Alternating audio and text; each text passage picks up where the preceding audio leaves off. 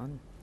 Thank you. Mr. Chairman, I'd like to add my thanks for your invitation to appear on this panel as well and to talk about the situation of refugees in the Horn. As you have noted, as other emergencies have arisen and grabbed international and public attention, it's really important to keep a highlight on this particular ongoing crisis. And despite the welcome news that famine is officially over, the ongoing conflict is continuing to drive Somalis from their homes and to seek asylum in the neighboring countries. As you know, there are nearly 1 million Somali refugees currently registered in the Greater Horn of Africa region. By Greater Horn, we include Yemen, Djibouti, in that. In 2011, that was a 30% increase in the number of registered refugees, primarily in Ethiopia, Kenya, Yemen, and Djibouti, also in some of the countries slightly further afield. Last summer, we were seeing combined daily arrival rates of about 3,500 refugees, new refugees per day. Today, we're seeing about 3,000 new arrivals per month registered across the region. But I should note that because registration of new arrivals in the Dadaab camp complex in Kenya was suspended last October and remains suspended at this point, that figure does not capture the new arrivals who are simply moving in with others who are already in the camps in Dadaab.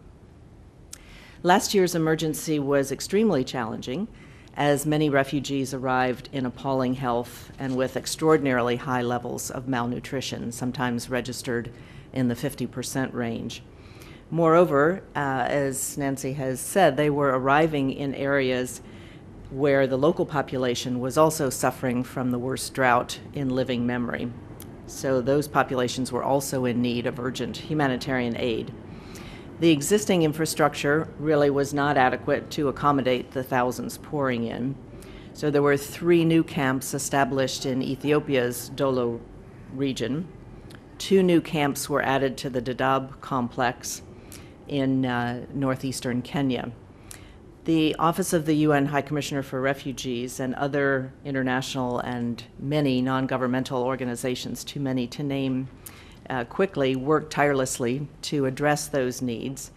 And my bureau, State Department, Bureau of Population, Refugees, and Migration, alone programmed an extraordinarily large sum for us, $106.74 million in the last fiscal year from our 2 accounts, the regular MRA account and then the President's Emergency Fund.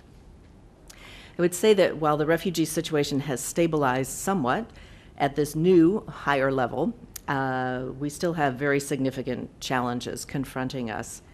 The precarious security situation in the Dadaab complex has severely limited humanitarians from providing the same level of assistance that was being provided before the kidnapping of the CARE and MSF workers last fall.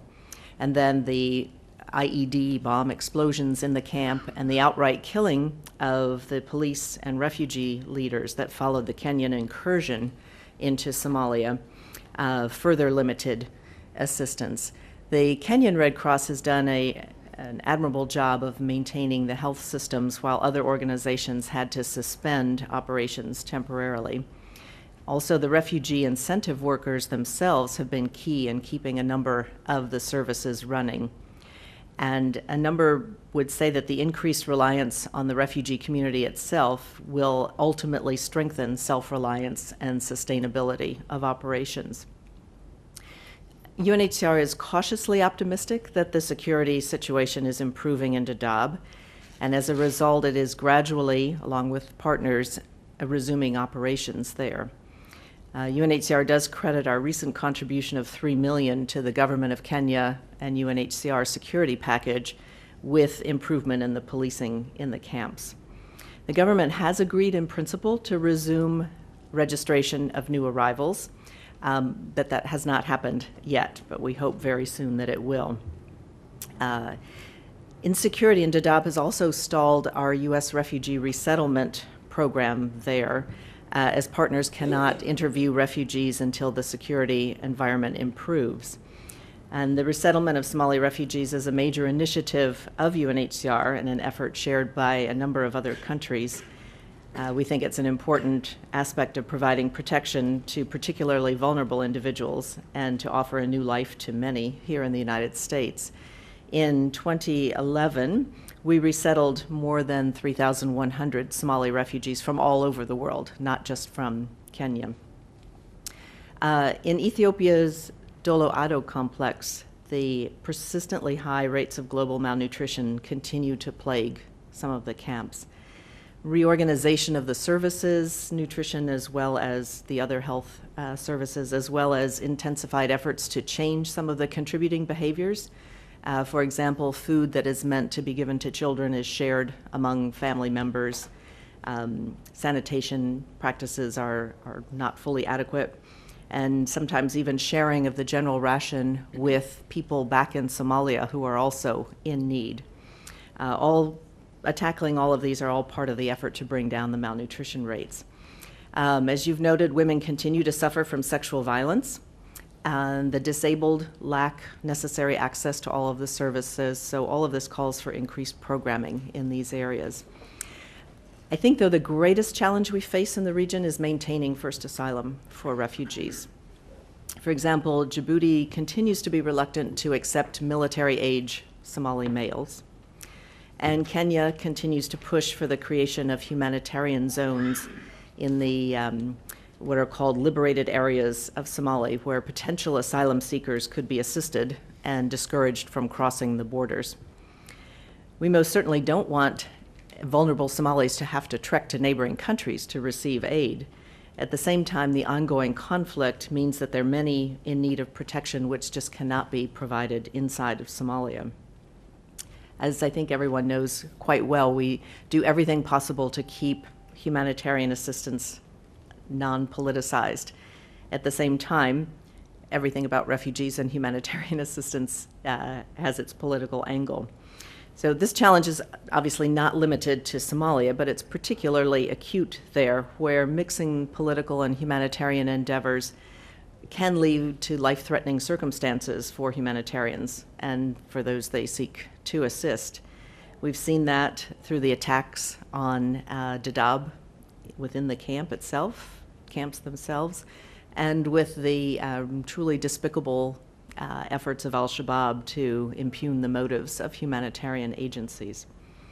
I'd like to note that this refugee emergency has taken place within what is a protracted Somali refugee situation dating back to, we count it back to 1988, when Somalis in northern Somalia were fleeing to Ethiopia and Djibouti to escape attacks by their own government.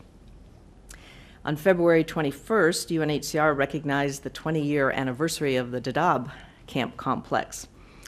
And before this latest crisis, we had decided in PRM once again to try to focus on the potential durable solution of local integration of the refugees in the countries of asylum, as well as providing assistance in potentially different and better ways.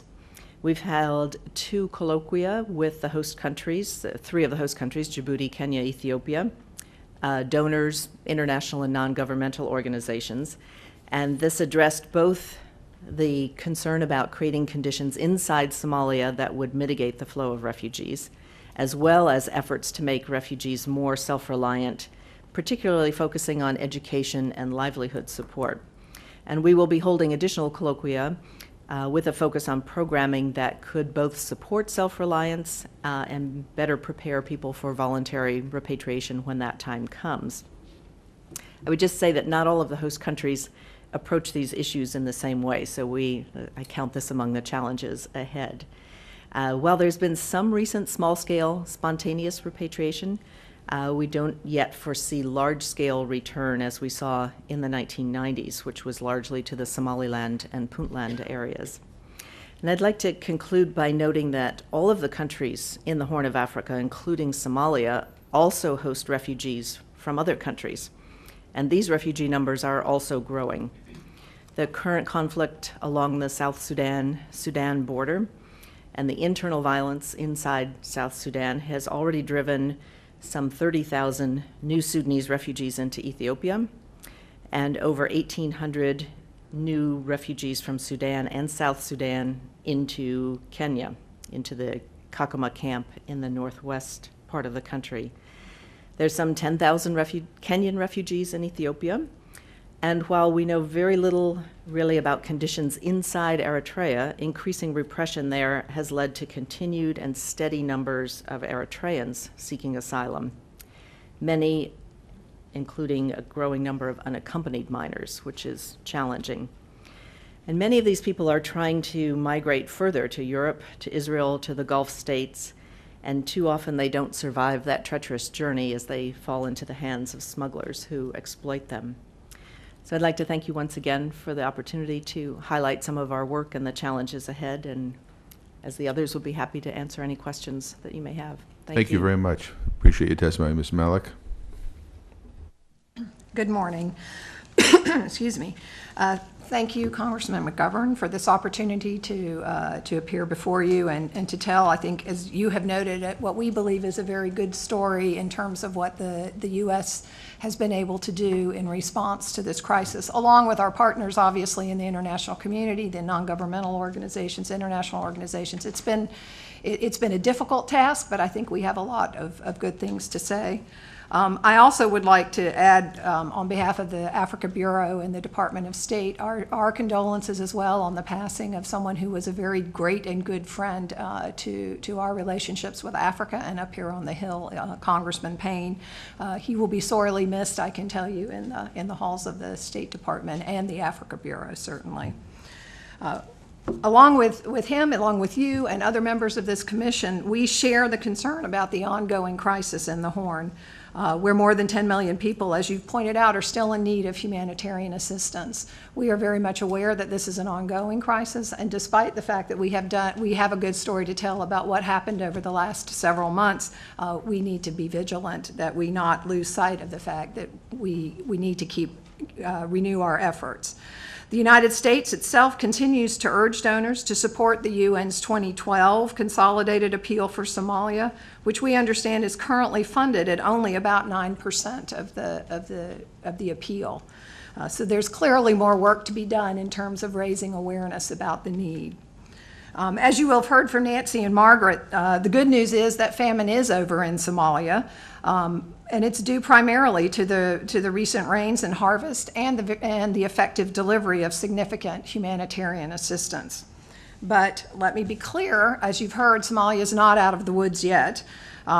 We hear that we should anticipate at least some deterioration in conditions once the impact of the current harvests recede later this spring. And the ongoing conflict that disrupts agricultural production, impedes humanitarian access, could also have a significant impact on the humanitarian conditions in 2012. While we do not yet anticipate a return to famine conditions, the situation is extremely fragile and requires continued assistance and access in order to prevent backsliding. Today, I'm going to take a few minutes to describe the regional context in which this crisis unfolded and the U.S. government's immediate response and what steps we are taking to address longer-term food security in the Horn of Africa. I also want to describe what we at the State Department and others in the U.S. government are doing to help the Somali people to resolve the chronic political instability that bedevils that country. While Somalis have borne the brunt of the current crisis, the Horn of Africa drought has also affected Kenya, Ethiopia, and other parts of the region. With the nearly 1 million Somali refugees in the region, more than 300,000 of these have been forced by famine and conflict to leave their homes. This exodus has placed enormous pressure on our neighboring countries, contributing to the refugee camps, as you've heard from my colleague. This is a critical security situation as well for us.